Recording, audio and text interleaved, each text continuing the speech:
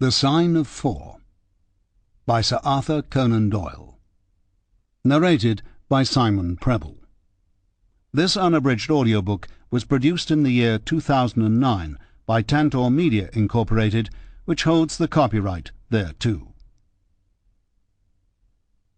Chapter 1.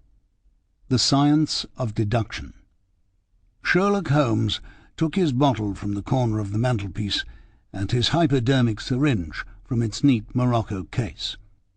With his long, white, nervous fingers he adjusted the delicate needle and rolled back his left shirt cuff. For some little time his eyes rested thoughtfully upon the sinewy forearm and wrist, all dotted and scarred with innumerable puncture marks. Finally he thrust the sharp point home, pressed down the tiny piston, and sank back into the velvet-lined armchair with a long sigh of satisfaction. 3 times a day for many months I had witnessed this performance, but custom had not reconciled my mind to it. On the contrary, from day to day I had become more irritable at the sight, and my conscience swelled nightly within me at the thought that I had lacked the courage to protest.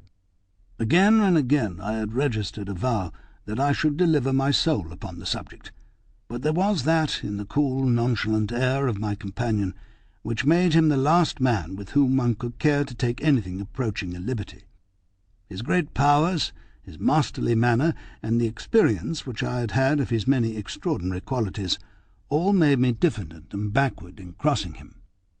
Yet upon that afternoon, whether it was the bone which I had taken with my lunch, or the additional exasperation produced by the extreme deliberation of his manner, I suddenly felt that I could hold out no longer. "Which is it today?" I asked. "Morphine or cocaine?" He raised his eyes languidly from the old black-letter volume which he had opened.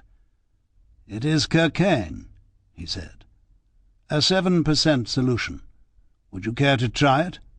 "No, indeed," I answered brusquely. "My constitution has not got over the Afghan campaign yet. I cannot afford to throw any extra strain upon it." He smiled at my vehemence. "Perhaps you are right, Watson," he said. "I suppose that its influence is physically a bad one. I find it, however, so transcendently stimulating and clarifying to the mind that its secondary action is a matter of small moment." "But consider," I said earnestly, "count the cost. Your brain may, as you say, be roused and excited, but it is a pathological and morbid process which involves increased tissue change and may at last leave a—" Sample complete. Ready to continue?